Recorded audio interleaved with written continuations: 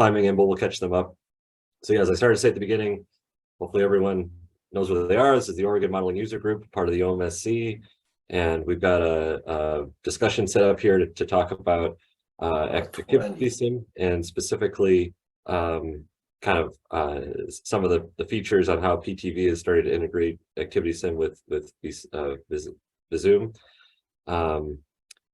Let's see, yeah, thank you, Carol. So what that's going to look like is I'll give a little bit of background about ActivitySim just real shortly, and then I'll turn it over to PTV, Benny and Ben to really talk about this new the ActivitySim installer that's been created with PTV help and support, and then what integration of ActivitySim looks like with Visum, and some of the other features there, and then we'll wrap up with a little bit of OMUG announcements and other updates. Let's see. So next slide, Carol, or is the next one into Benny stuff? Yep, the next one's Benny's after your. Okay, so I'll just grab the screen real quick from you if that's okay. Let's see. So I just wanted to bring up on the screen. So I'm just going to give a really brief ActivitySim overview, and maybe we can pause real quick if there's any questions, because I'm not going to spend a ton of time. We're going to turn this over mainly to Benny and Ben. But just to make sure everyone's aware, so ActivitySim is a national pooled fund effort to create a travel demand modeling code platform. And it was a lot of words that maybe weren't as well put together as possible. But the punchline is there's I don't think this list is currently up to date. There's 12 contributing major MPOs and states across the country, putting $35,000 a year, so about $400,000 a year total, into code development, activity-based code development called ActivitySim. Those partners manage it and have a bench of contractors, RSG, Cambridge Systematics, and WSP, all working together to both further enhance and improve the ActivitySim code base, but also to ensure that a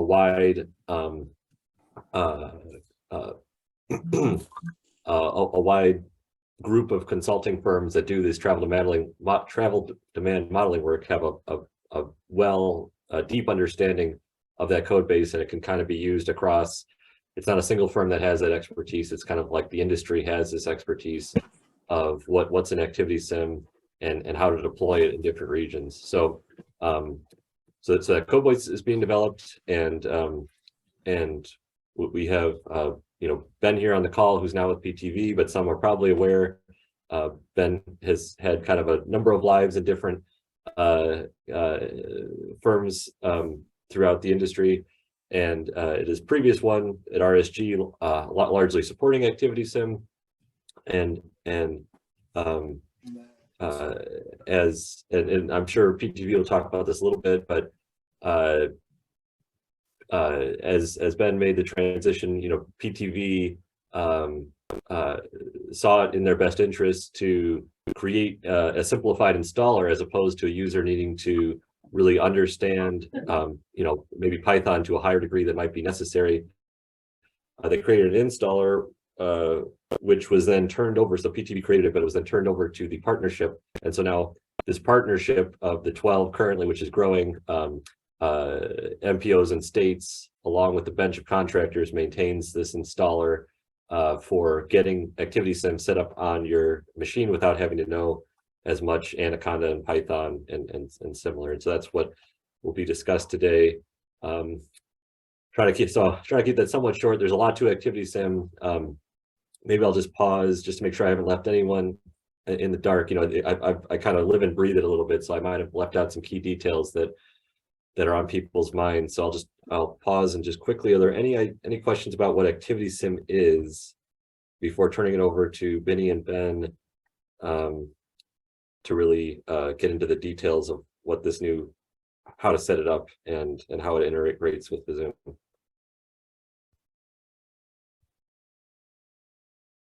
Let's see, I'm not seeing any hands. Okay, so I'm going to stop sharing. So with that, so we have Benny and Ben here. I think probably a lot of the call knows Benny and Ben, that they've been around, but we've got Both of them are now at PTV with multiple decades of experience between the two, and they're going to share this kind of amazing new set of options with Oregon, and looks like we have a lot of outside of Oregon here on the call. So with that, I'm turning it over to you guys. Okay, thank you. Can we pull up our slides? I'm going to kind of kick us off, and then Benny's going to walk through most of the material today. So first of all, thank you for having us. Lots of familiar names, not really faces, not a lot of cameras on, but some familiar names out there. And Benny and I are happy to talk through the work we've done recently at PTV to make integration with ActivitySim a lot better, and to use Visum and all the cool stuff it does with data management and visualization of ABM and stuff more successful. So I'm going to walk through the beginning, and then Benny will go through the details. So basically, go ahead and go to, you guys know what ActivitySim is, I think. Alex just did a little introduction for you.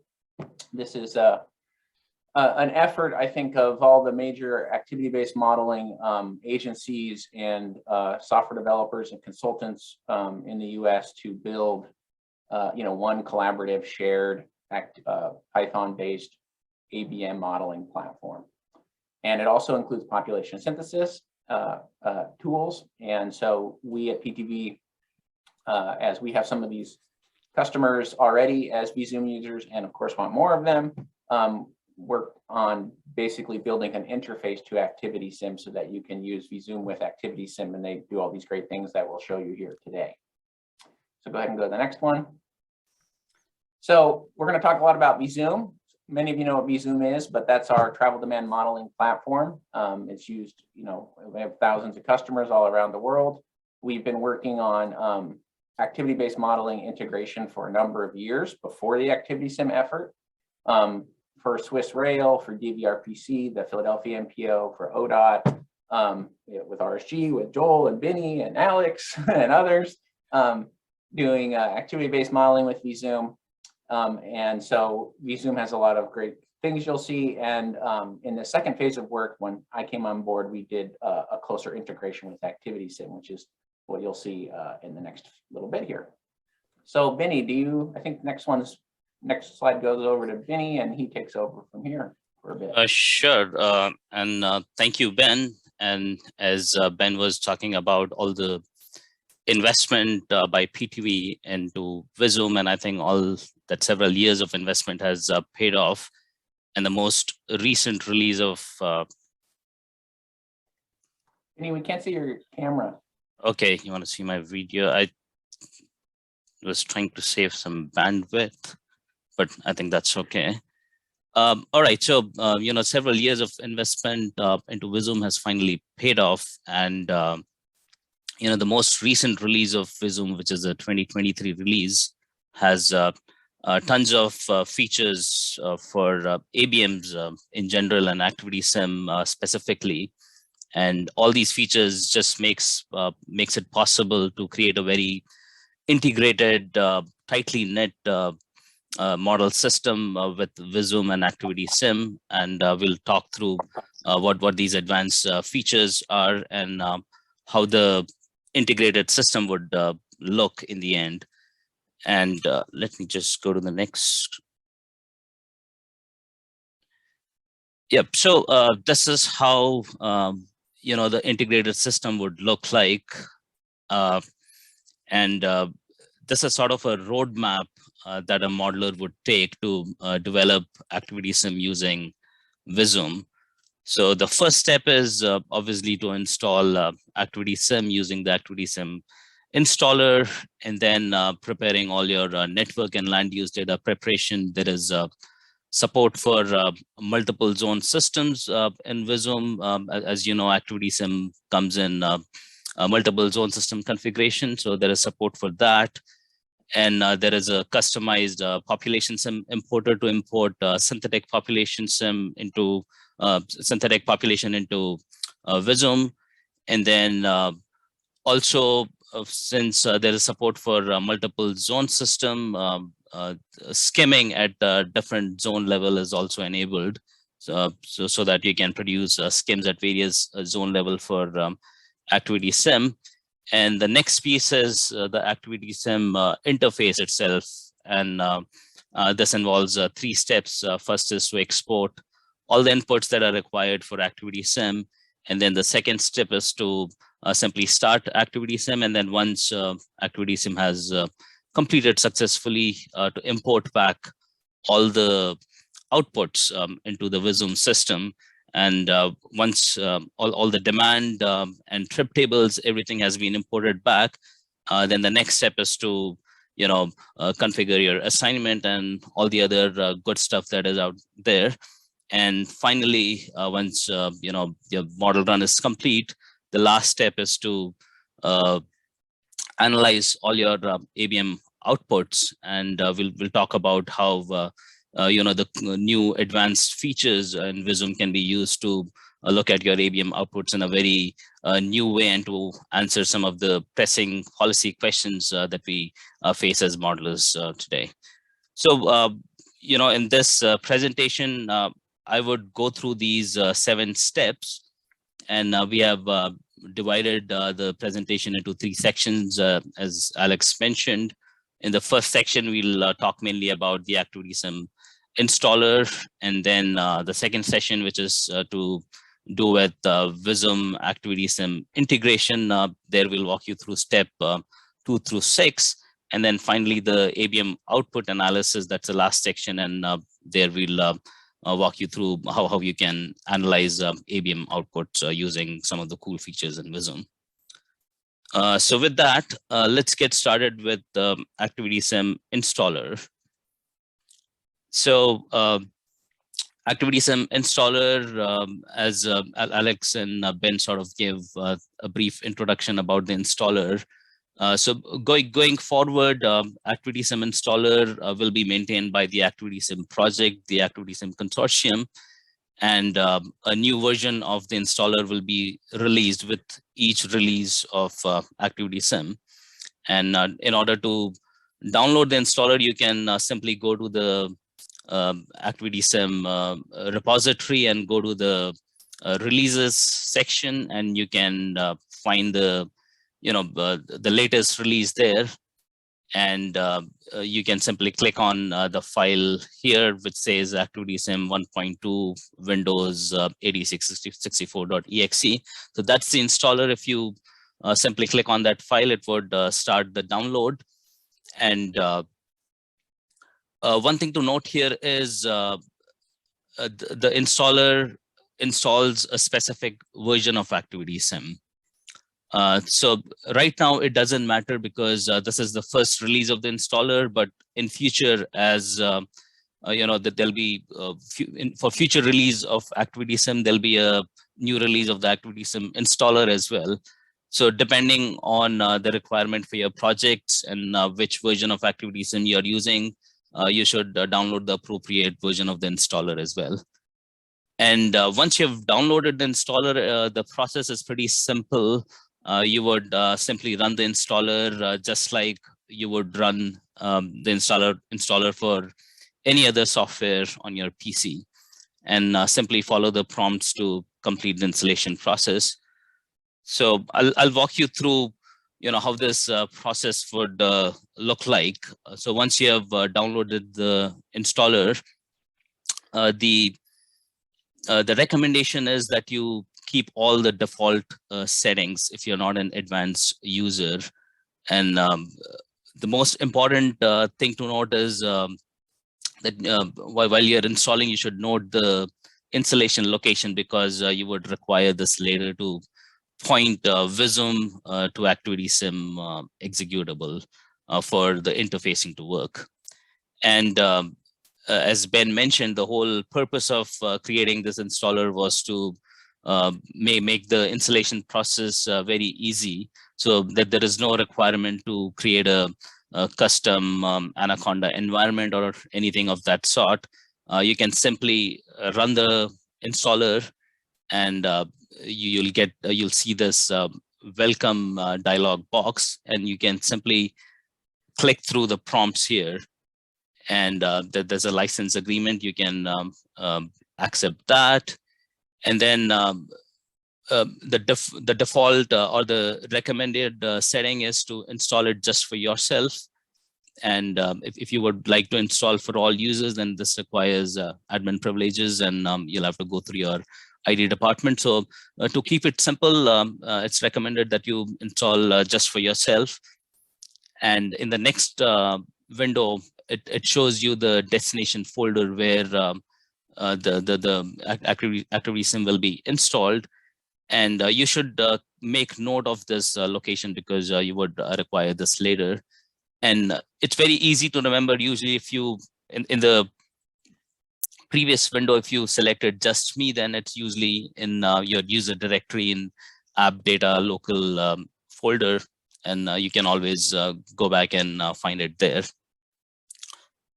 The next screen shows some of the advanced installation options. And again, the recommendation is to just go with the default settings here. Advanced settings include, including ActivitySim to your path environment variable. And again, that can conflict with your with any other existing Anaconda applications or other Pythons on your PC. And also another option is to register ActivitySim as your default Python. Again, you don't want to do that because that might interfere with other Python applications on your machine. So just go with the default settings and just simply click on the install button there. And the installer would start the installation process. And this takes about 2 to 3 minutes to install this on your machine. And again, it would depend on the type of machine that you're using, but I do not expect this to take very long on any machine. So on a typical machine, this should complete within 2 to 3 minutes. And finally, you would see the installation complete screen, and that's it. So like these are, it's fairly straightforward, and just follow through the prompts and go with the default settings, and you can easily install ActivitySim. So once you have installed ActivitySim, you might want to access the ActivitySim examples that are available on ActivitySim GitHub. And the way to access those examples is to follow the same instructions that are there on ActivitySim's user's guide. So just simply open a command window, and you can type in this command, which simply reads, ActivitySim create, and then you give the example name and the destination folder name. So the point to be noted here is you got to give the full path name to the ActivitySim executable, because we did not include ActivitySim as part of the path environment variable. So that's the only difference, but everything else you can just follow from the ActivitySim's user guide. And once you run this command, you would see the example gets copied, and you would see the success copied message in the end. That means the example got copied to your the target directory that you specified. And then to check and to run the downloaded example, again, go to the ActivitySim's user guide, and you can run this command, and that would launch the ActivitySim run for you. So only thing of word of caution here is the ActivitySim example names might be different between different versions of ActivitySim. And I'm not sure if this is the most recent one or not, but you should check the version of ActivitySim that you have installed and what are the name of the examples there.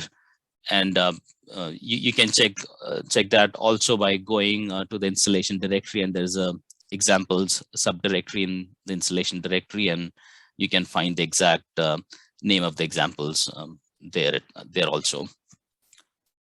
There's an alternative way to run the downloaded example, and that is running the example from Visum itself.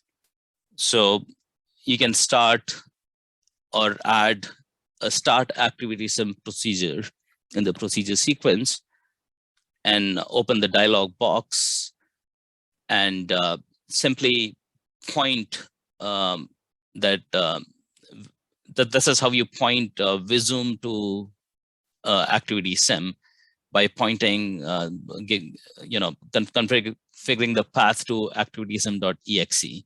So depending on where you installed ActivitySim on your machine, you remember that path, copy that path, and you can go through the dialog box here and select the appropriate folder location.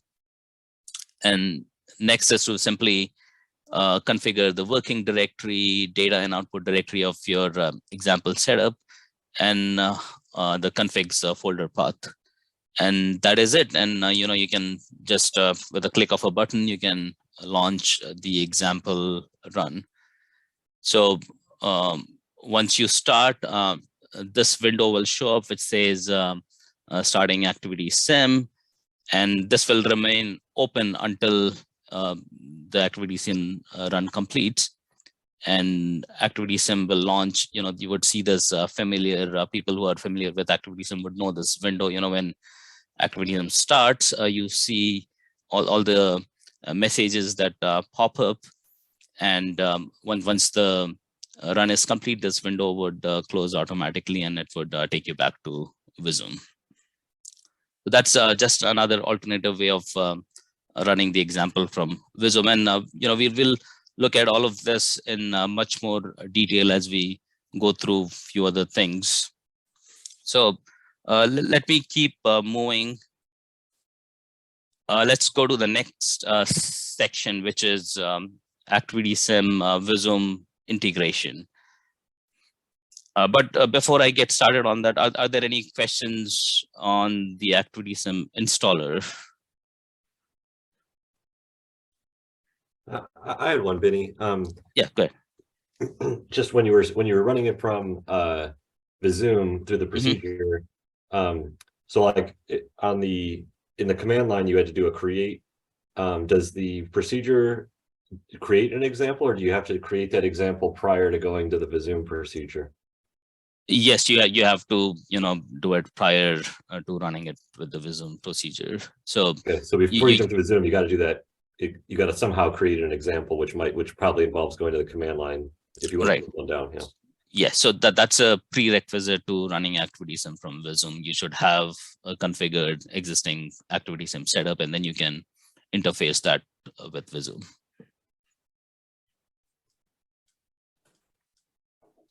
I may have a quick question, Vinny. Can you hear me? I thought you may have 8 steps. So the demand creation, you didn't have a step for that. Are you going to talk about that?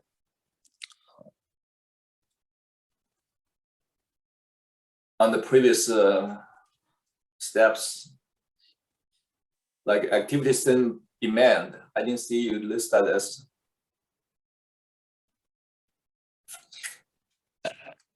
ActivitySim demand. Yeah, we will talk about that. So when I'm like going through these steps, we will come to that, and we can have. I'll have a discussion on that. Maybe part of step 5. Yeah, so it'll be around step 5. So that's sort of a prerequisite to step 5, and we'll talk about that. Thanks. I was just wondering about that. All right. So I think in the interest of time, I'll keep going here, and at the end of the presentation, there'll be more time for Q&A. So let's keep going here. So in this section, we'll talk mainly about Visum ActivitySim integration, how the integration looks, and we'll go through from steps 2 through 6, starting with step 2, which is prepping up network and land use data for ActivitySim. And the focus mainly will be on zone systems and data management. So as you all know, ActivitySim works with multiple zone system configurations. There are 1 zone systems, 2 zone, and 3 zone. In 1 zone system, there's just 1 geography that is involved, and that is usually traffic analysis zone. in a two-zone system, there are two geographies. There is traffic TAZs, and then there are MAZs, which are called as microanalysis zones. And in more advanced ABMs, works with three-zone system. You have TAZ, MAZ, and TAPS, transit access points. And the SOABM is a three-zone system ABM.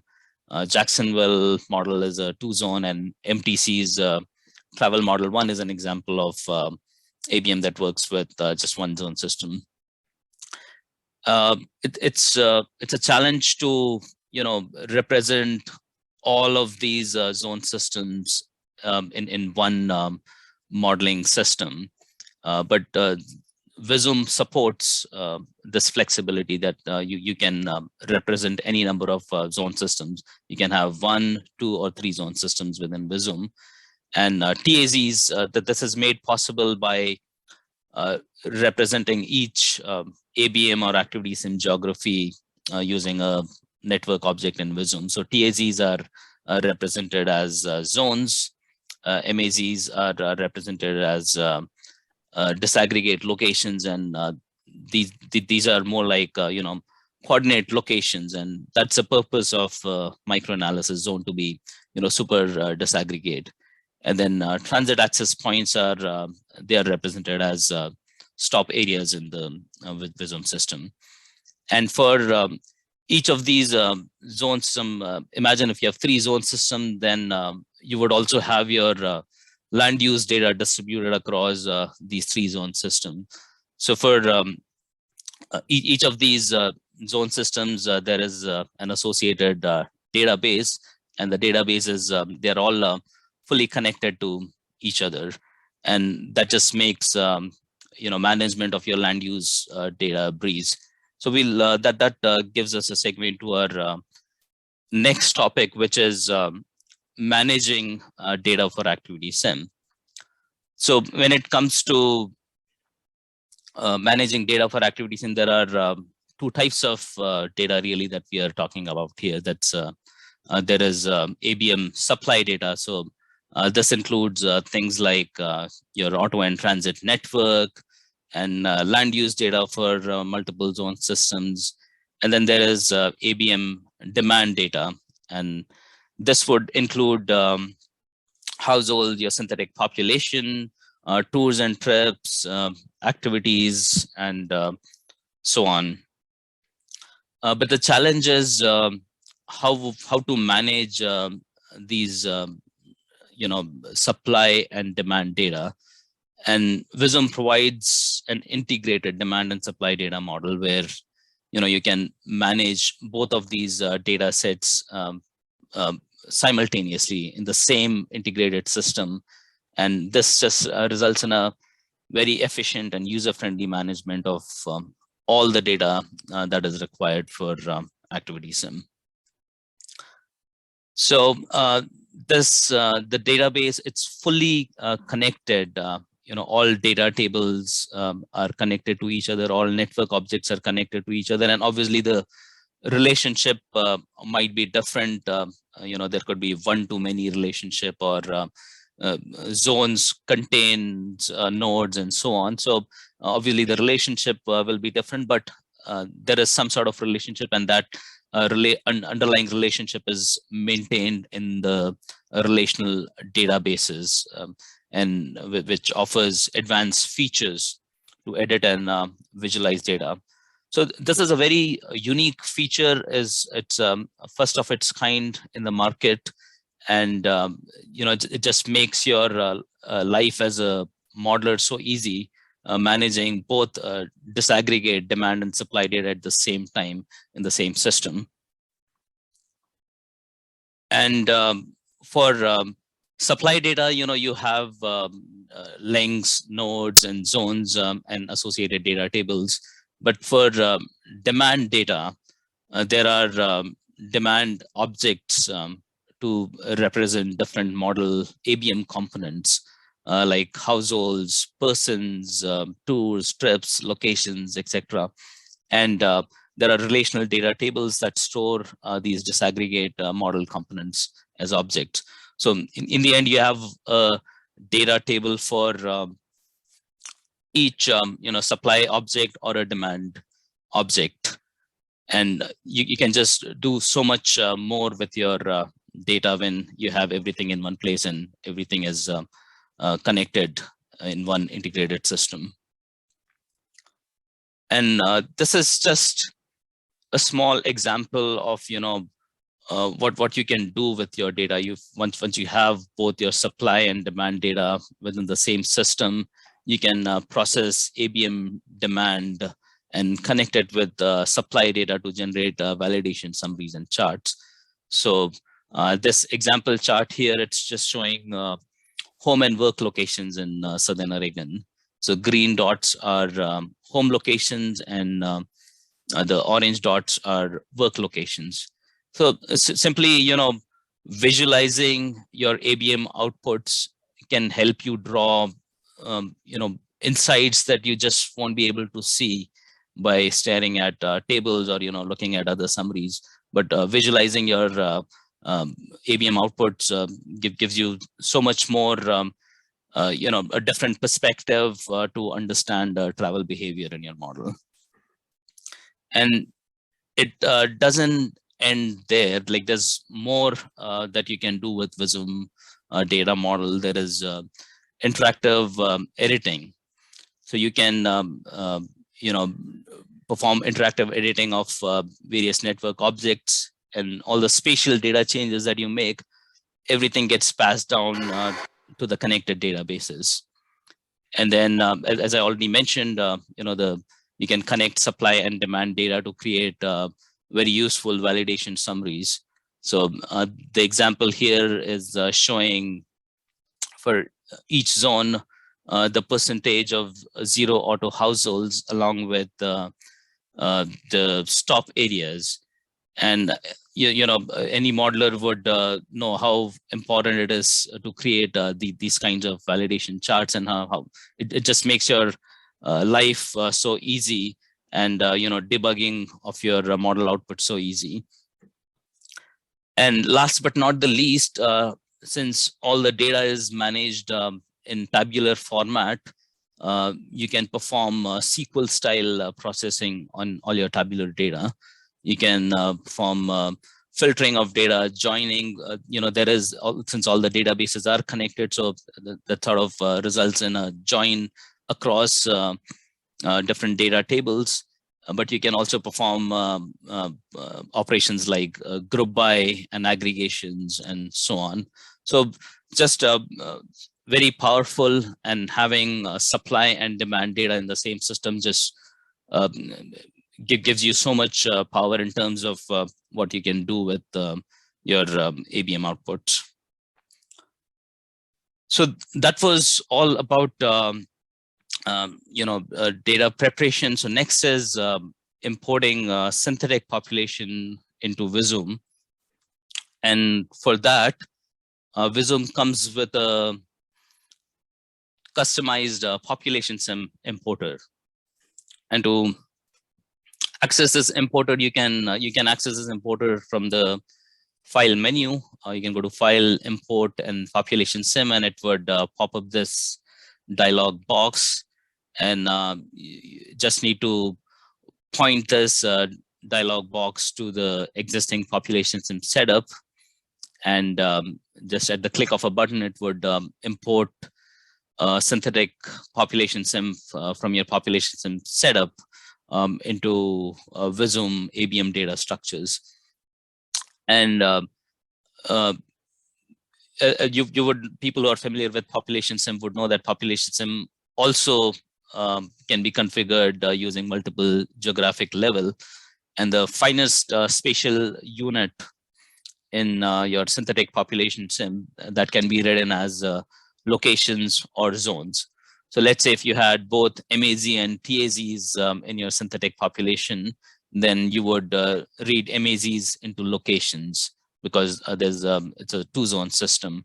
But if you had only TAZs, then you would, the finest spatial unit would be TAZs, and you would import your finest spatial unit into zones. And I think the only thing that you got to watch out for is that your location and zone numbers should match between the synthetic population and the zone numberings in Visum. And this sort of acts as a check in many ways, because obviously the zone numbering should match between your synthetic population and what you're using in your network. And it doesn't just stop there. There's a lot more you can do once you have imported your synthetic population, because you also have the land use data in the same system. You can also have your controls in that same system, and you can do population sim checks, target versus synthetic population type of control check, graphically do the checks, or do it in a tabular format. So you can use Visum as a population sim checker also. And if you want, this process can be automated using Python API. For the users who would want to automate importing of synthetic population sim, that's possible. But typically for users like who prefer a GUI style and would not be importing synthetic population sim frequently, they can use this GUI dialog box. So that's about importing synthetic population.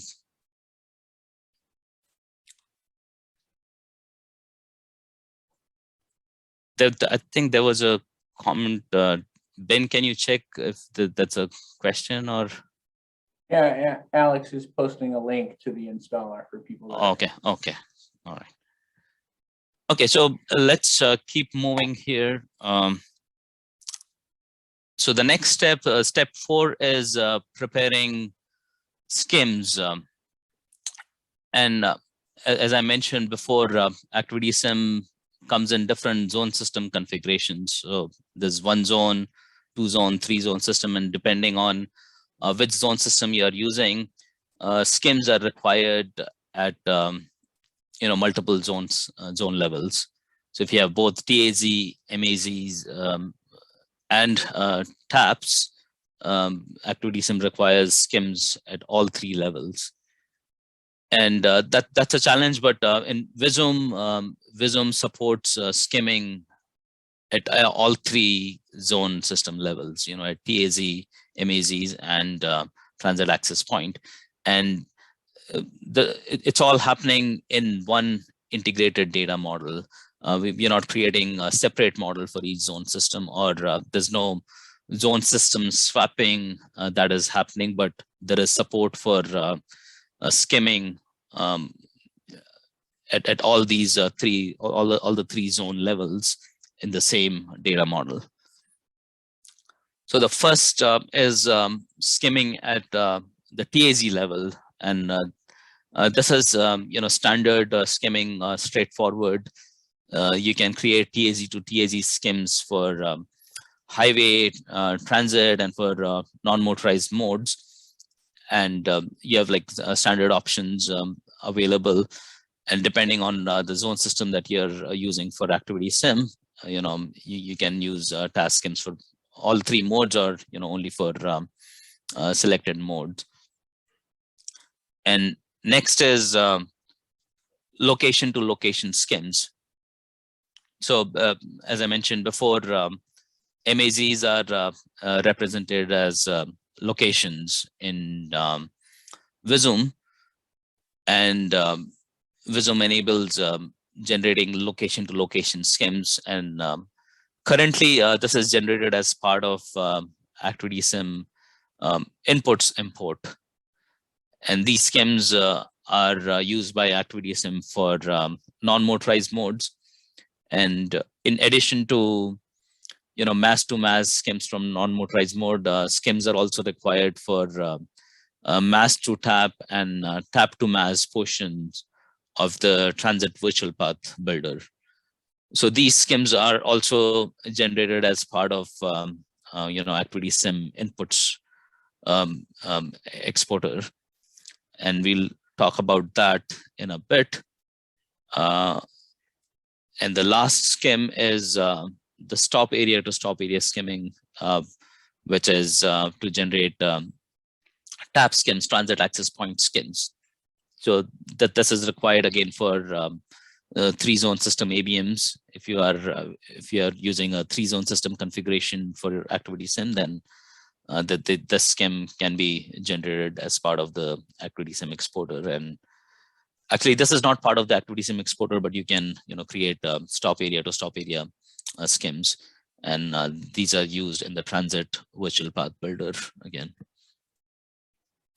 So that was all about skimming. And if you have come thus far, steps 2, 3, and 4, they create all the inputs required for running ActivitySim, land use data, synthetic population, and LOS skims. So at this point, you're ready to set up ActivitySim and also interface ActivitySim with Visum, and that's our next step, step 5. So before I start on this, I see there's another comment, Ben. Like, is there a question? No, it's Alex is posting links. Okay, so I'll just well, it's okay. we wait on you if there are any comments. Just okay, sure. Okay, so setting up ActivitySim. So the recommended or the best way to getting started with ActivitySim is to start with an example. And if you go to ActivitySim's user guide, there's a list of examples that are available, and these examples, they come with all data, schemes, synthetic population, everything.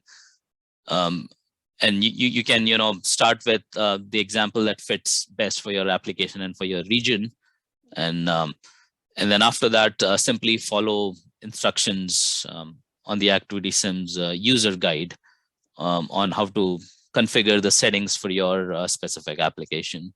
And once you have configured that example for your application, you can go to the next step, which is to point Visum or interface Visum with your configured ActivitySim setup. So if everything worked out well, this is how a typical ActivitySim setup looks like. There is a working directory, and then you have a configs directory and a data directory and output directory. So one thing to note here is Visum doesn't create the ActivitySim setup itself for you. A configured ActivitySim setup is a prerequisite for Visum ActivitySim interfacing. So it is assumed that you have configured an ActivitySim setup, and then you can interface it with Visum to produce all the inputs required, and all the inputs would be exported to the data folder. And you can start ActivitySim from Visum, and once the run is completed, you can import all the files from the output directory back into Visum for advanced analysis. So setting up ActivitySim is something that you have to do it outside Visum.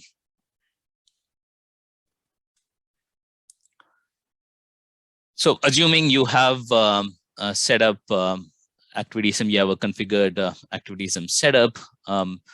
Interfacing ActivitySim with Visum involves 3 steps. First is to export inputs, and then run ActivitySim, and finally import back all the outputs from ActivitySim. So for exporting ActivitySim inputs, there are 3 main types of inputs that are exported: skims, land use data, and synthetic population. And for the skims, you might have tons of skims that you need for various purposes in your model, and you may not want to export all of those skims to, obviously save some disk space and memory. So in ActivitySim, you can, excuse me, you can mark which skims you want to export as part of this ActivitySim export. And then also you can give a core name, because skims, they get exported in OMX format, and ActivitySim requires a very specific name for each core. So you can specify that name in the list of matrices here. And once you have done that, you're ready for running ActivitySim import export. So there's a export ActivitySim input data procedure step, and this is the configuration dialog box. So there are 4 tabs, and we'll go through each of these tabs. The first is a general tab where you just got to point it to the correct ActivitySim directories, the data directory and configuration directories. So in ActivitySim, it's common to have more than one configs directory, because you usually you source your ActivitySim setup from either an example setup or from another similar region. So that there'll be the source example, and then there'll be some settings that are more specific to your region, so you can have them in a separate configs folder.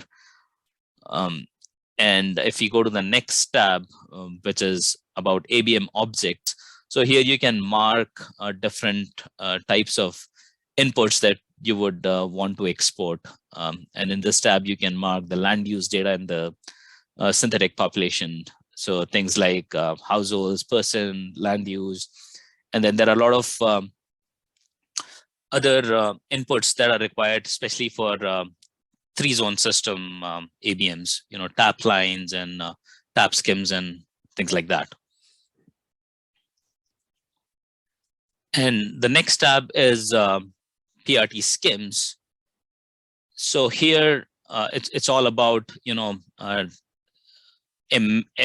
mass to mass and mass to tap type of skims. You can provide the file name and the impedance attribute that should be used and so on, and you can select the units and so on. And finally, the 4th tab is skim matrices, and there you can provide the name of your OMX file and the matrix reference and the field that should be used for the core name. So this is same as this field. So this is just to point the exporter to the correct core names to use for skim cores. And that's it. Once you have to just configure these 4 dialogues, and the exporter is ready.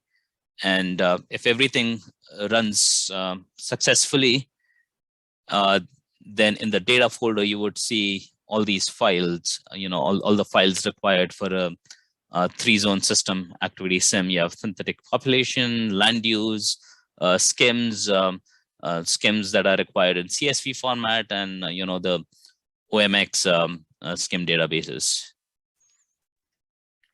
I see Alex has his hand up. Yeah, sorry, I'm probably not. I mean, there's probably a lot of questions here, and there's probably not time to answer them all, so I'm kind of hogging the questions a little bit. Sorry about that. So, but I was just trying to follow. It's interesting that on the first window, you allow the users to point to multiple configuration locations, if I understood that.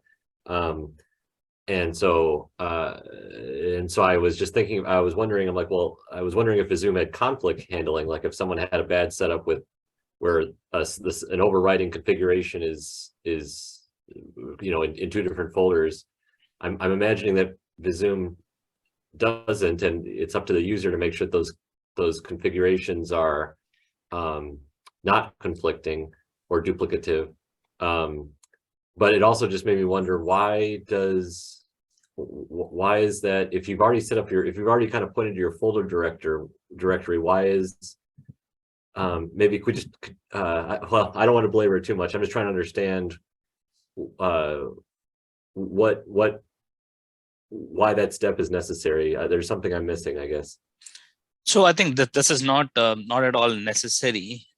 It just gives you more flexibility. You can have all your configs, everything in one place, and everything works still fine. And this is, someone may want to organize it more so that they know like what are the settings that they sourced from some other example. It's just a matter of organizing it better, but there's complete flexibility in terms of how you want to set it up. So I guess just maybe one more way to ask it. So you do need at least, so you've got a data directory, but you do need to point to at least one configuration location. Yes. But you can do others. Okay, got it. Okay, yeah. Because I think exporter does read some of the settings from the settings.yaml file, or for I think field names or something like that, or but it doesn't read everything. So I think there might be some very basic level of consistency checks, but I don't think so. There's an extensive consistency check where it would tell you, okay, this is what is wrong with your ActivitySim setup. But there might be some basic sanity checks that might be happening behind the scenes. Okay, yeah, no, I'm sorry. This question is coming from someone that's not as familiar with running ActivitySim.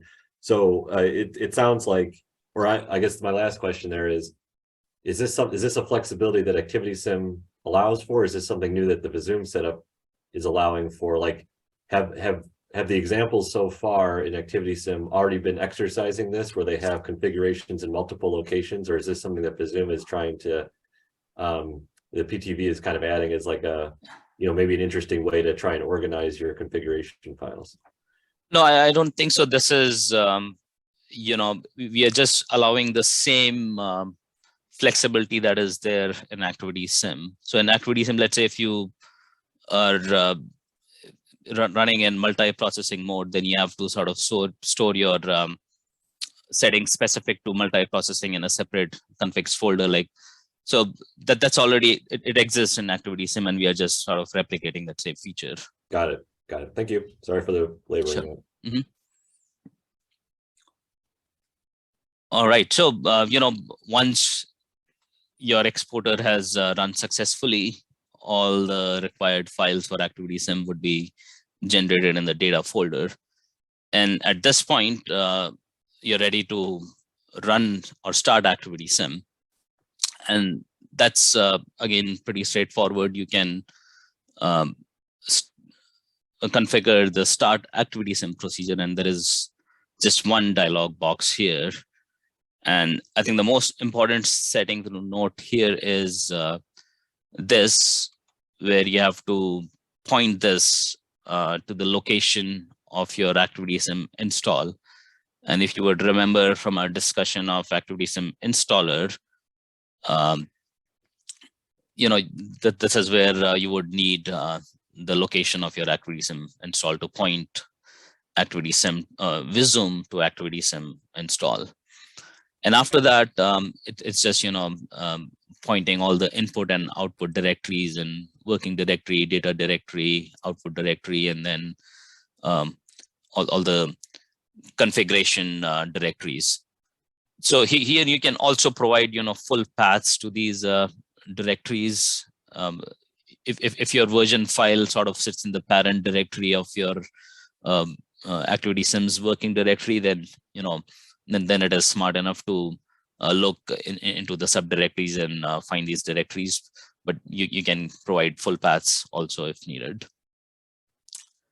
And there are a lot more settings, lot more options that you can provide. So those who are familiar with ActivitySim, there is something called chunk size, which controls sort of the memory allocation and how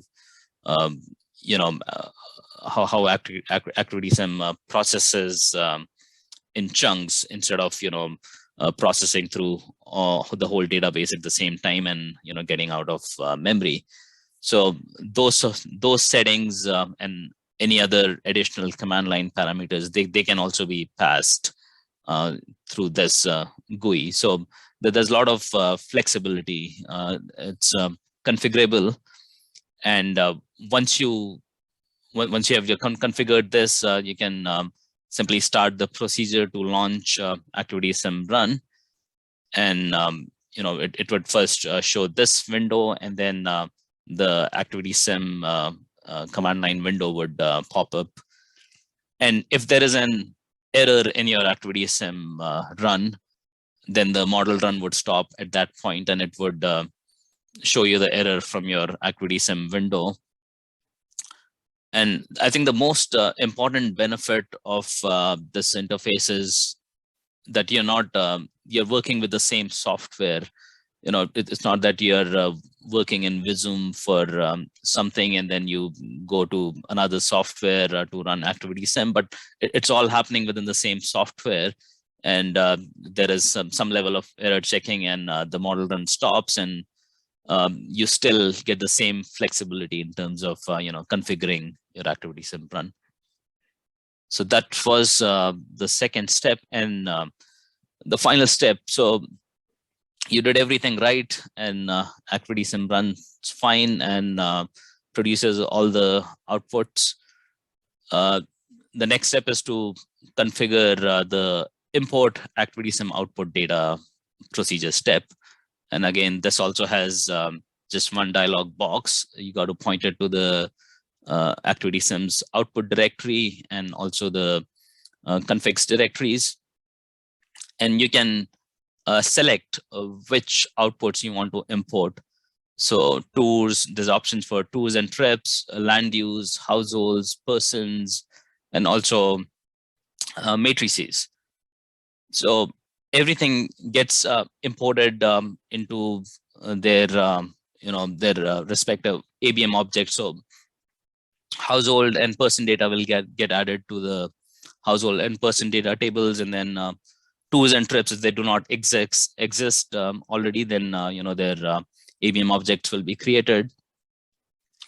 And all the imported matrices, all the OMX matrices, they also get imported, and they can be processed for assignment. So that's the next step.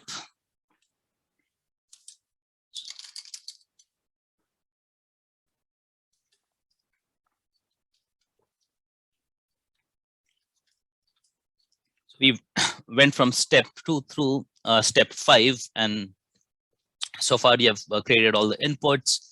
You have run ActivitySim, and you have imported ActivitySim outputs back into Visum.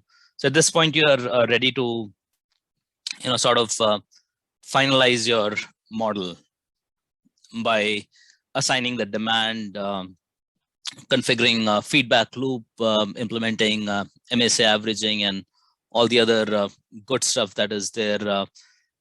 And there are various state-of-the-art assignment algorithms that are available in Visum for all modes, for auto, transit, and non-motorized demand. We're not gonna dwell into those methods, but this is just to show how you would close this integrated model system by implementing feedback loop and MSA averaging. If there are any auxiliary model components, then you can include those at this point. And if you have any custom tools or reportings that you want to create, you can make use of Visum's Python API.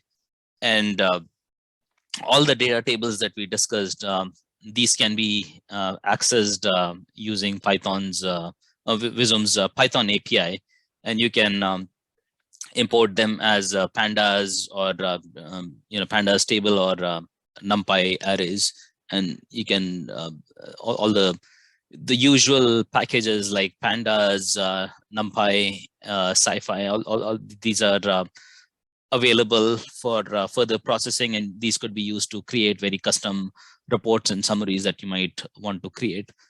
So in the end, once, let's say if you have done all of this, this is how a completed procedure sequence would look with ActivitySim. So this procedure sequence shows all the steps that we discussed just now. You got to start with network preparation. There is some auxiliary demand generation, and there is skimming, and then you come to the ActivitySim block here, which has the 3 interfacing steps: exporting of ActivitySim input, start ActivitySim, and then importing back ActivitySim outputs. And then it closes with assignment, and then convergence check and feedback loop, and finally transit assignment and reports and summaries. So I think that sort of brings us to the end of the second section, which was on Visum ActivitySim integration. So I think if there are any questions, we can take a few questions at this point before we go to the last section.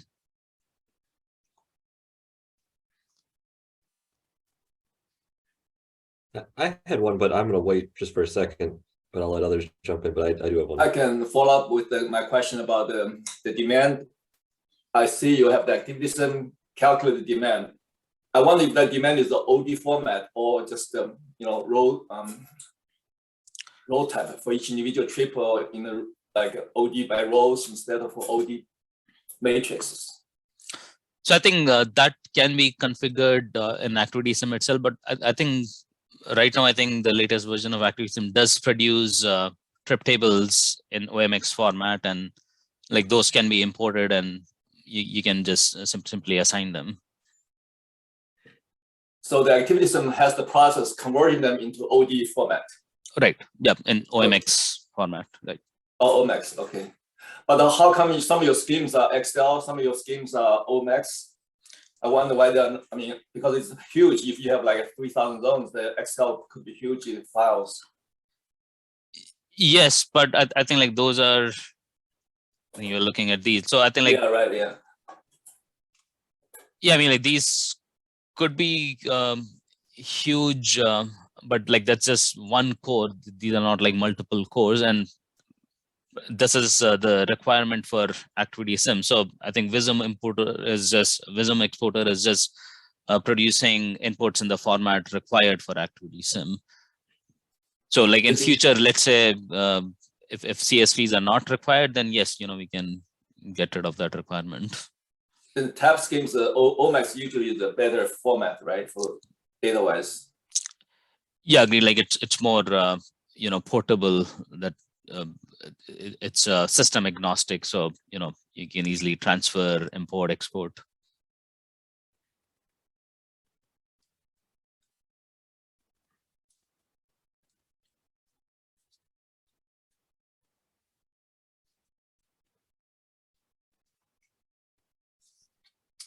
I'll jump in with mine just before we jump to the next one. So I was kind of playing in the background. I might have missed it, but I was just curious. Back to population sim. I did see the pieces where you were setting up how to import that. I was just curious. Did I miss maybe a slide? Was there anything talked about for?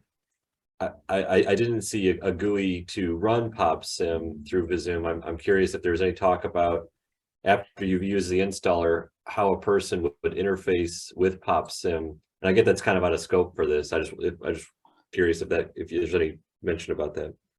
So there's at this point we do not have a GUI, but you can automate that process easily using Python API. And we have done this for a couple of models. More recently, we did this for Jacksonville, and we can have I can have a one-on-one session with you, and I can show you, how to automate that process. But yes, you can interface with the population sim to simply run and then import. And it feels so. It's cool that that's an option to the API, and it feels like I should know the answer to this. But there's probably also like up on the up in the user guide for PopSim, there's probably like a command line option as well that a person could, because it's the same install, right? Like if you install ActivitySim, you have access to the PopSim software, or is it not in this installer? I am not sure about that. Ben, do you know if ActivitySim installs PopulationSim as well? It doesn't, because PopulationSim doesn't have the same formal build procedures on GitHub that ActivitySim does. So if ActivitySim wants to sort of update PopulationSim's continuous integration and deployment technology to match ActivitySim, then it would be pretty easy to make an installer that would look almost the same. Got it. Okay, that was my confusion. Thank you. Sure. Okay, assuming there are no more questions, let's go to the next section here.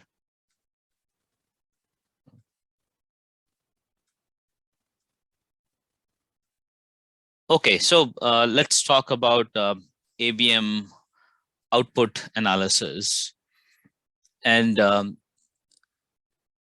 we talked about the integrated data model, both supply and demand data. Everything is in one single integrated data model, and everything is connected. And this just opens so many possibilities about what you can do with your ABM output and how you can visualize it, how you can analyze it, and answer some of the pressing policy questions.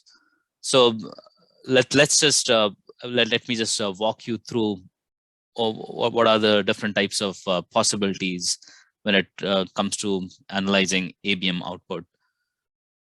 Right. So this is just a simple example, and in this example, we are looking at the daily schedule of a person number 33 in SOABM. So you can tile all the ABM output data tables this way. We have a person data table, then there is tour table trips, and then activity executions. So we are looking at person number 33. So who is person number 33? So person number 33 happens to be a 53-year-old employed full-time worker and a female. So the tour table here has been filtered for person number 33. And the cool part about this is when you click on tours, it would automatically highlight the trips that are part of that tour and the activity execution that are associated with those trips. And so let's see, what this person is doing. So person number 33 has only one tour, and that tour has 3 trips. And the person travels using drive alone mode, and the activity execution gives you a better picture of what exactly they are doing. So that first trip was 27 minutes long, and then next is 23 minutes, and then finally 12 minutes or so. So the person is starting from home, going to work, and then probably stopping for shopping on the way back home, and then gets back home. And this is just duration of the activity, and you can see they spend around 8.5 hours at their work location. Start from home around 7:30 a.m., reach office around 8 a.m. So this is just a way to quickly look through your ABM outputs, and the way everything is connected. You can do variety of analysis, you can do filtering, you can do group by operations, and there's so much you can do. But for people who do not like to stare at data tables or look at numbers, you can also visualize the same data. So let's say if you open both your network window along with tour and trip table, if you click on the tour, it would highlight the associated trips, and it would also trace that tour on the map.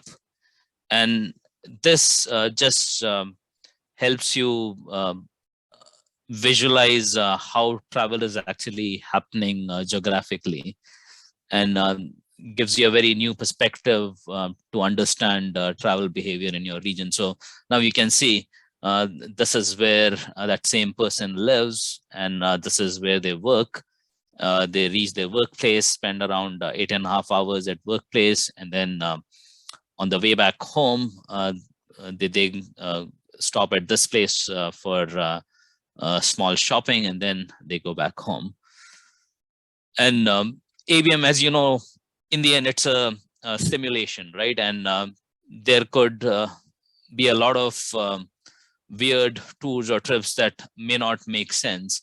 So this can prove to be a great debugging tool, just to understand, if something is going wrong, if some of the tours or travel doesn't make sense, then you can visualize. And I've worked on ABMs for so long, and I've waited for this kind of a feature for very long. And so any modeler who will be working on ABM, this is a very welcome feature for them to be able to visualize their the actual tours, and to understand travel behavior, or to debug if something doesn't make sense. Okay, there's more that you can do with Visum when it comes to ABM outputs.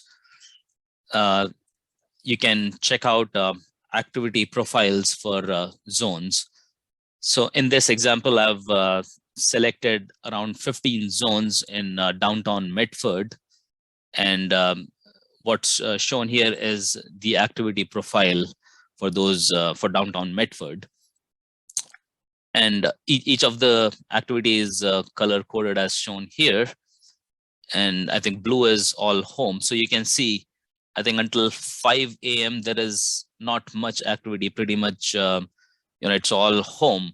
But starting around 6 a.m. or so, it starts picking up. You can see more and more work activity is happening, and it peaks around 11 a.m. where you can see, majority of the activity that is happening in downtown Medford around 11 a.m. is work activity. And you also have a few other activities like there's some shopping or maintenance, and there might be a school, so there's some school activity that is happening. And as the day goes by, as you towards the afternoon, I think around 4 p.m. is when all the work activity sort of starts to die down. And I think it never completely dies down until midnight, but because I think like a lot of service businesses and they open till late night.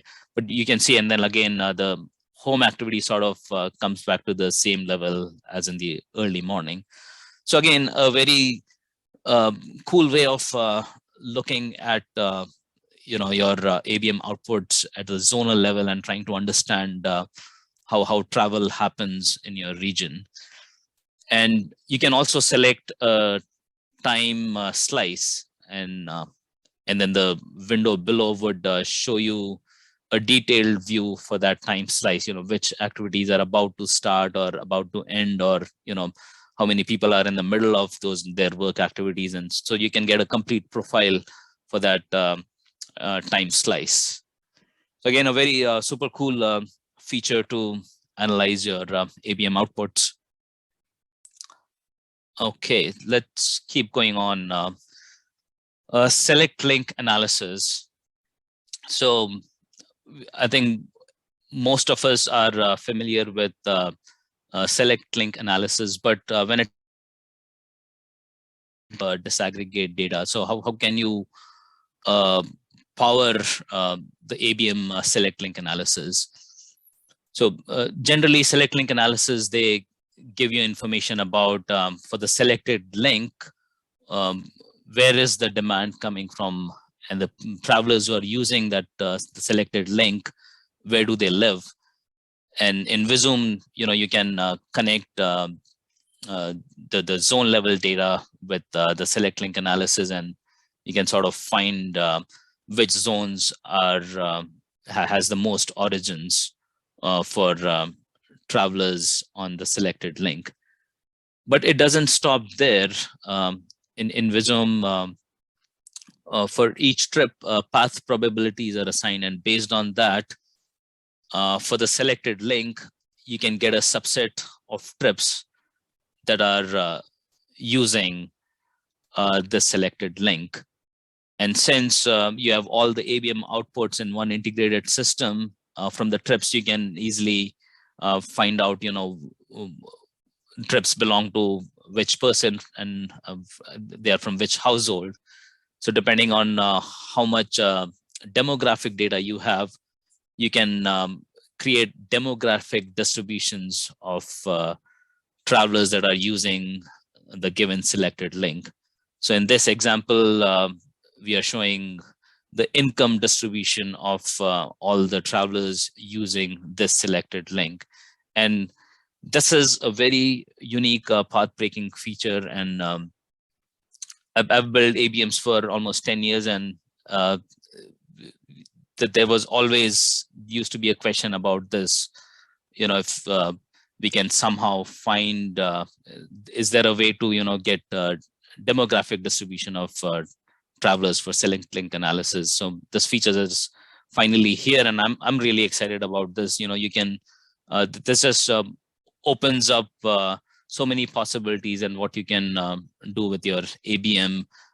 There's equity analysis. There is so much more that could be done, and not just at the for the auto mode. You can do a similar analysis for transit mode as well.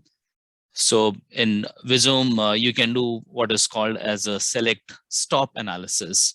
So instead of selecting a link, you can select a stop and sort of do a similar analysis. And depending on what demographic data that you have in your ABM outputs, you can create similar demographic distributions. So in this case, we are showing the age profile of all the transit riders using the selected stop here. And you can do similar distributions for income, or depending on what variables are available and what's of interest.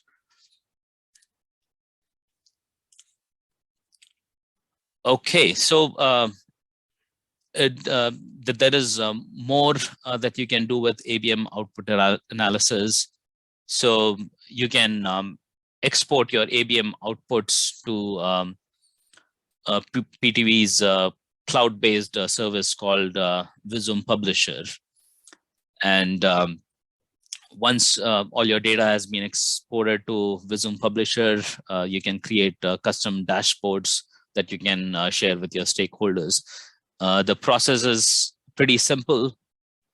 Again, you can simply start the export by going to the File menu, go to Visum Publisher, and select the network objects that you would like to export, and select the model and scenario, and transfer the data upload. It starts in the background, and you just click export, and you can just sit back and relax, and the upload happens behind the scene.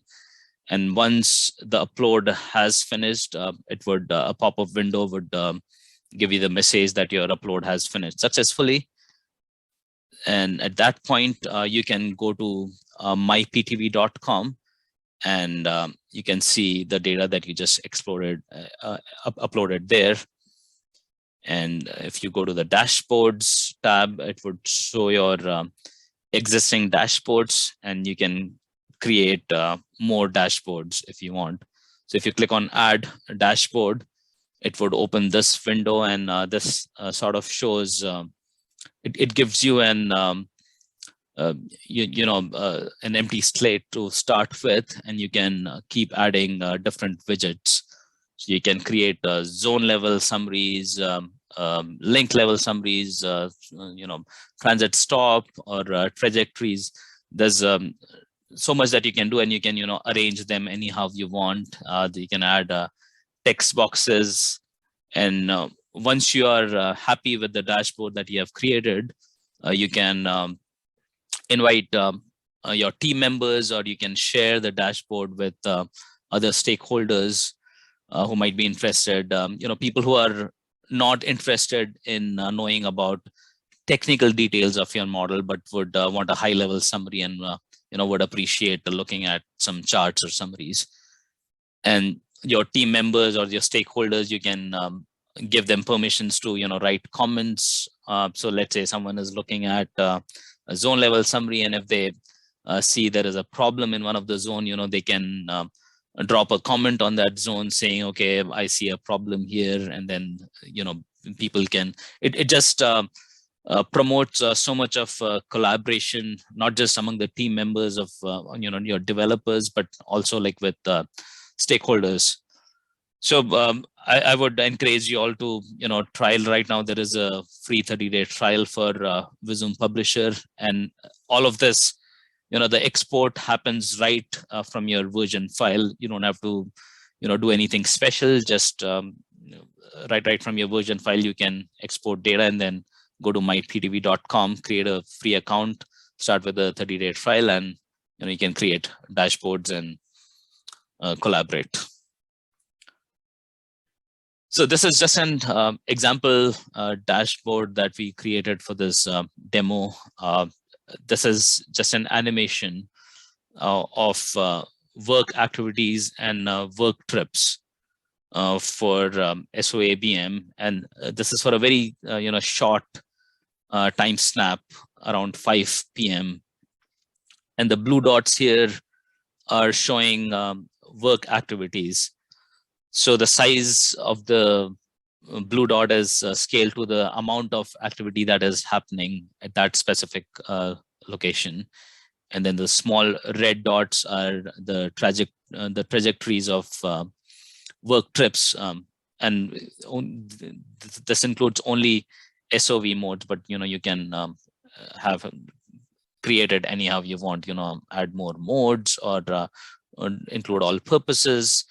But this was just to demonstrate to you, what are the things that you can do on the dashboard. And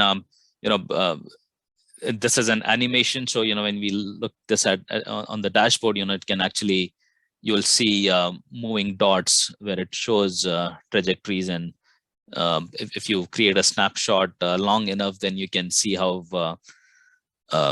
the work activity is changing in your region. So there's so much that you can do with these dashboards. All right, so let's keep going here. And that was a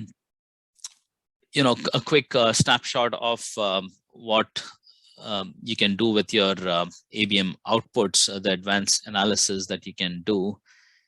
And I think before we open up for Q&A, that was a lot of information. So let me quickly summarize what you gain from Visum ActivitySim integration, or what are the main benefits of Visum ActivitySim integration. So first and foremost, what you get with this integration is true data management. As we talked about, that there's you can manage ABM demand, disaggregate demand and supply data at the same time in one integrated data model, and that's big. That just opens so many possibilities in terms of what type of processing you can do, what kind of analysis you can do, and it just results in a very clean implementation of model, and just being able to manage all the data in one place. So that's a big benefit of this integration. And then the ease of use. So you're still working in the same Visum framework, where you would still be using the same familiar, powerful Visum tools, things like lists. You can perform SQL style operations on your list. Lists are connected to each other, filters, group by, and so on. There is scenario management, and graphic parameters, and obviously you can do all the cool advanced analysis with your ABM output, and all of this is happening within the Visum framework. So it just shortens the learning curve and accelerates the adoption rate. So that's another benefit. And then the portability is another great benefit of this integration. So ABMs generally are very bulky with multiple moving parts, and each scenario would have a number of files in different formats, and just so hard to manage. But with this integration, in the end, what you get is a compact file, which includes both demand and supply side data, and it just makes collaborating with others so easy. You can easily share the model version file to another team member, and or you can share it on your server, or you can export ABM outputs to Visum Publisher. So there's so many options to collaborate. And in the end, the scenario file is a compact one file that you're dealing with, not 10 files. So that was another great benefit. And obviously, with the integrated data model and with all the advanced analysis features, there's so much you can do with your ABM and really harness the power of ABMs for answering challenging questions that we face in these days. Transportation equity, active transportation, this whole question about electric vehicles and AVs, climate and sustainability. So this integration can help you answer all these challenging questions. And last but not the least, what you get with Visum is improved runtime and performance. Visum uses some of the state-of-the-art algorithms backed by proper research, and that ensures that you get faster model runtimes with a very efficient software implementation, and accurate and stable, consistent results every time you run the model.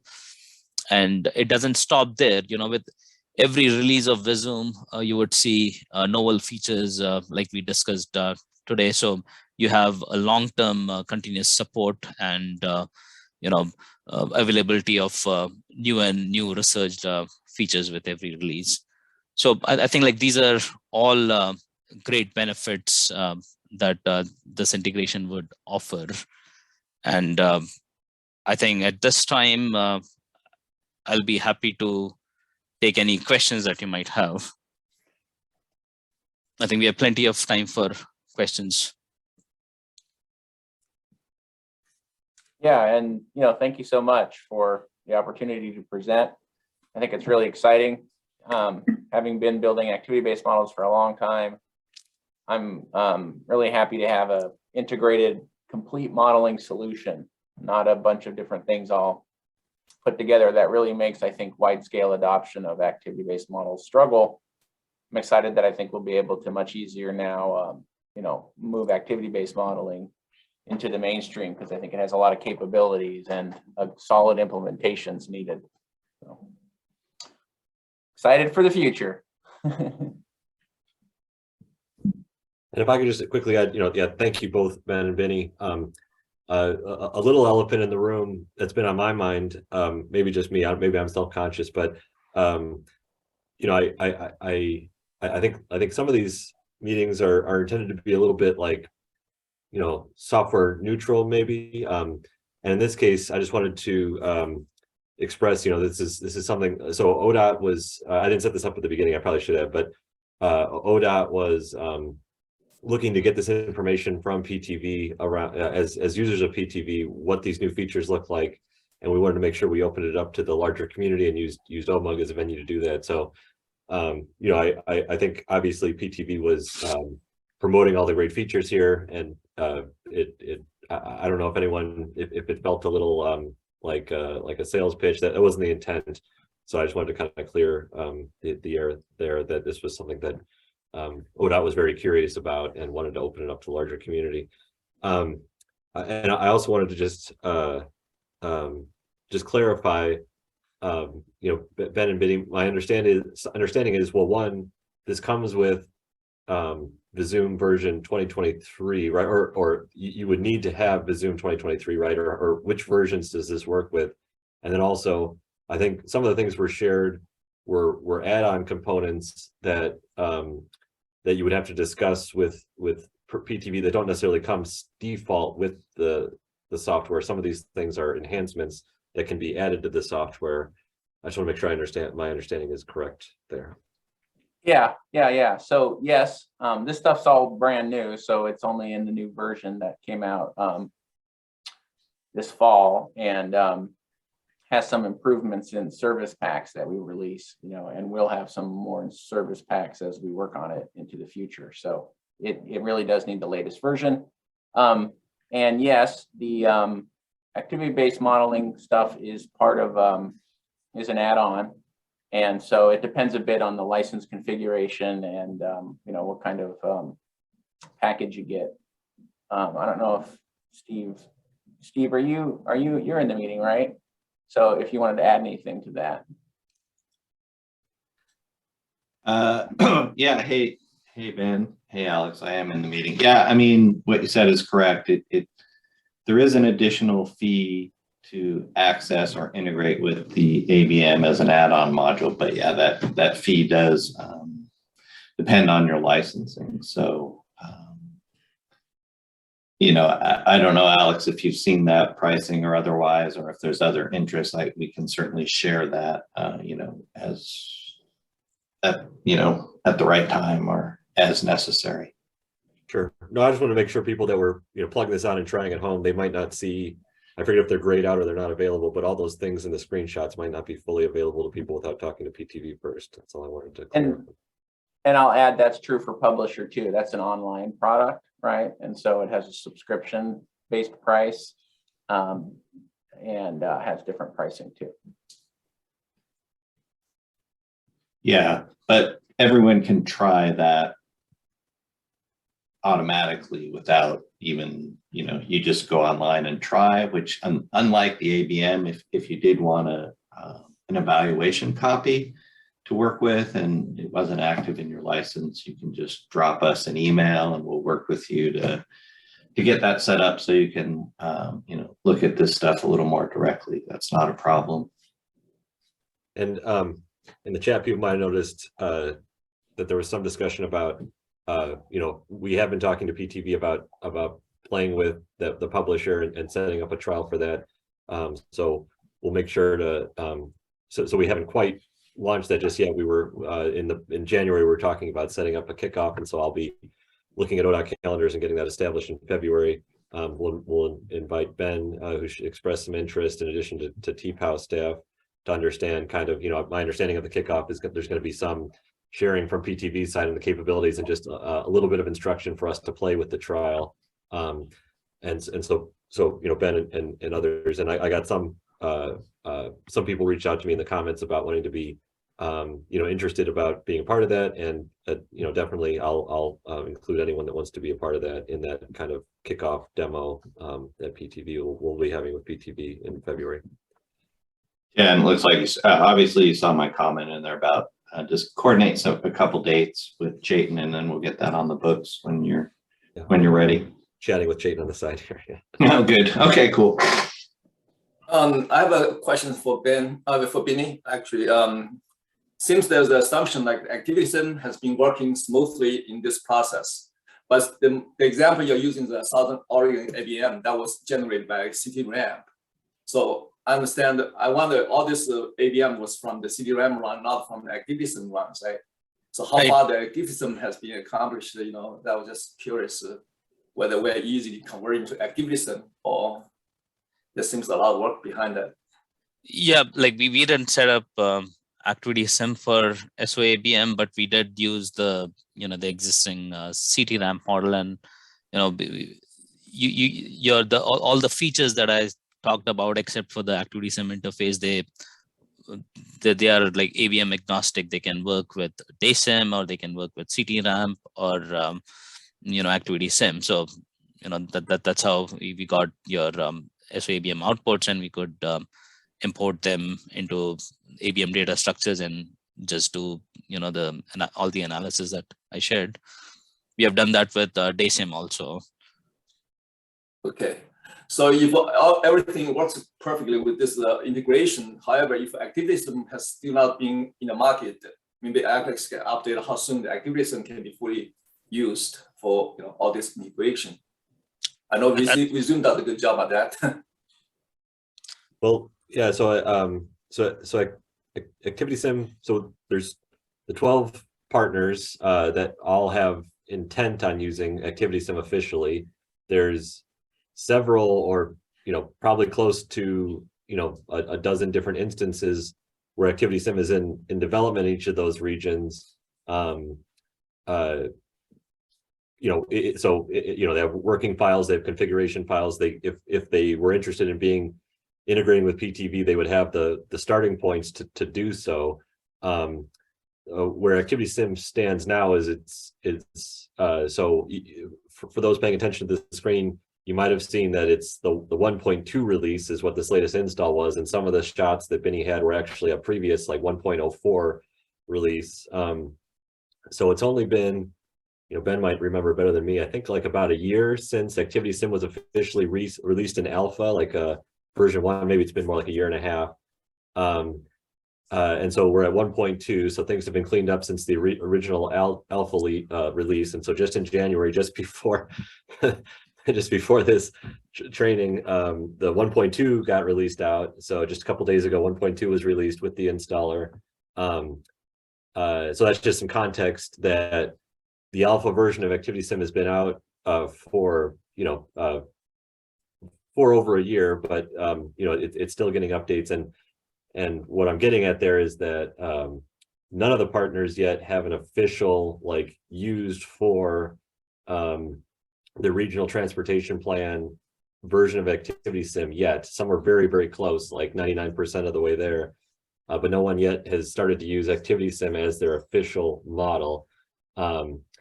So just trying to provide some context to the question of their, I think as PTV was setting up this instructional set of information about what might be possible, there are ActivitySim examples out there.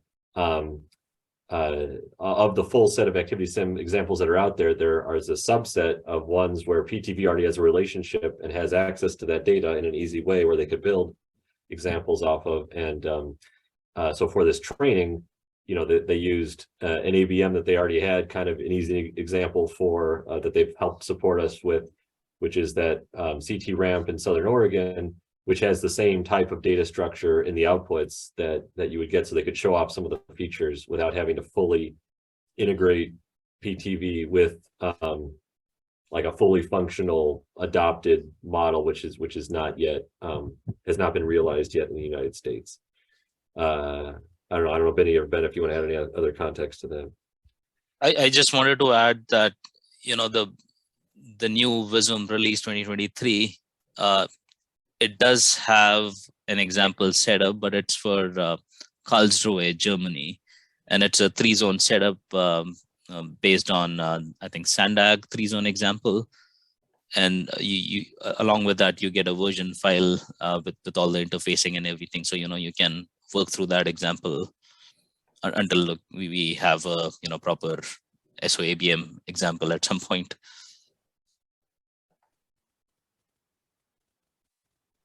The other part of your question, Jen, it is a lot of work to set up an activity. I think Benny and Ben tried to show where this has been made easier, but it shouldn't be left out that setting up all the the example, the folder structure, and all that, and getting your configuration right. And in this case, Oregon is moving forward with a new estimation off of the new survey data. The ODOT Oregon is pooling resources and the survey data to attempt a joint estimation for the state of Oregon. but none of this does any of that. Like you still have to set up all those configuration files and all those estimation files and all of that. So there's plenty of work outside of what was discussed here. This is kind of assuming that you have an ActivitySim model that is functioning and that you're happy with.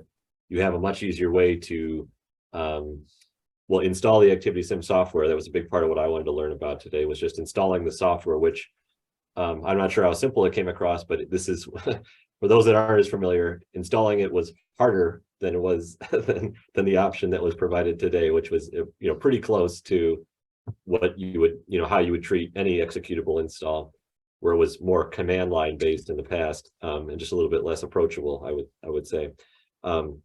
So it's now easier to install, and then once you've set up an example ActivitySim, you have this option to connect with PTV's Visum software for a little bit more GUI interface for how you establish the operation of ActivitySim. Instead of through command lines, you can do it through the software, and you can also all those cool features on interacting with the spatial zonal data and those inputs and the network data, which is a little more common maybe to have in a software like this, and then on the output side. So all that's really cool, but it does not erase the difficulty of all the effort that's needed to stand up a model for a given region.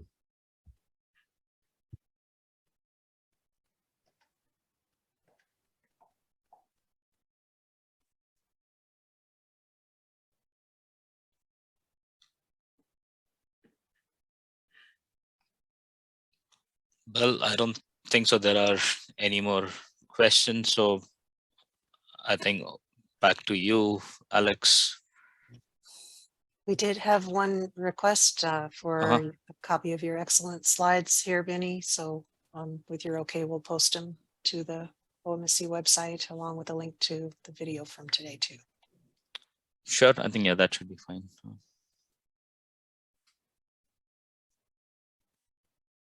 Yeah, no, great. Thanks again. And thanks everyone. I know Carol, you had some wrap-up slides if we want to, and if people are thinking of questions, they can pause us and they can jump in with more questions, but we can move to the wrap-up slides if it makes sense.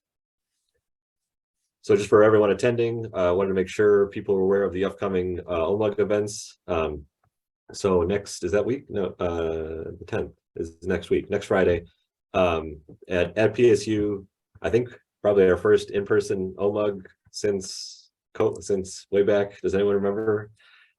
But anyways, an in-person event to just kind of informally share what was, what people learned and saw at TRB. Will be at PSU on the 10th. Carol, correct me if I'm wrong, but I believe there's also a dial-in option if you don't want to show up, if you're not able to show up in person. But so that's exciting, and people, I want people make sure people are aware of that.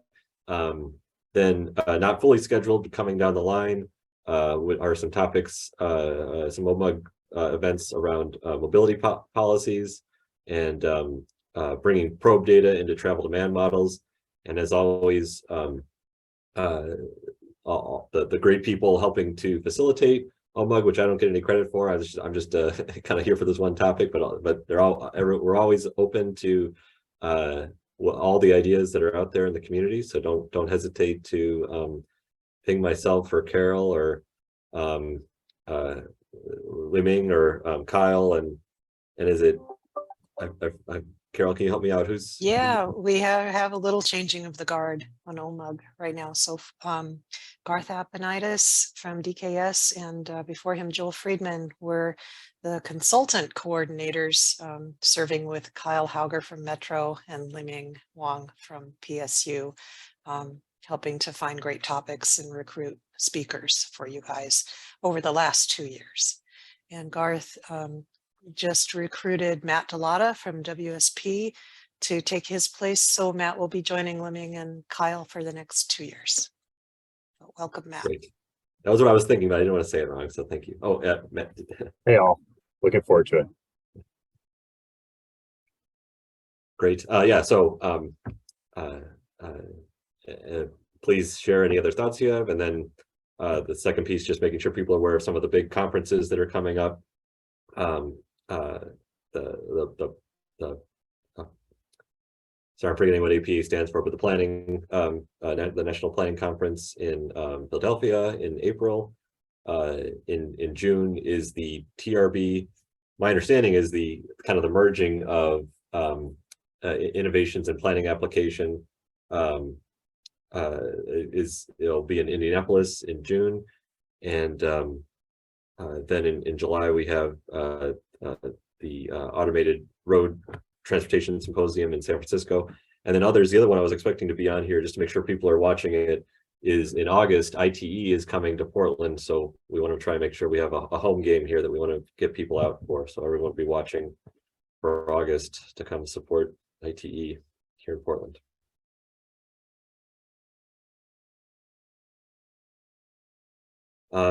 I think with that, it's just a any final comments slide, right? Is that the next slide, Carol? I think we don't have anything else. February 2 is National Tater Tot Day. So. Oh yeah, I forgot to check what the groundhog said. Does anyone know if we're gonna get out, like if we're gonna get some warm weather? I don't know. I meant to check. Hopefully we get some warm weather. National And we- Tater Tot Day, huh? Yes, sir. That's funny. I guess that goes with groundhogs. I mean, they kind of, you could probably shape them together to look like a little groundhog, right? You can... They both live in the ground. I bet if you You Google can that, get there, Alex. I bet if you Google that, you can find a groundhog shaped tater tot. Yeah, makes sense. It goes together. All right. And on that note, Yeah. Thanks. thanks everyone.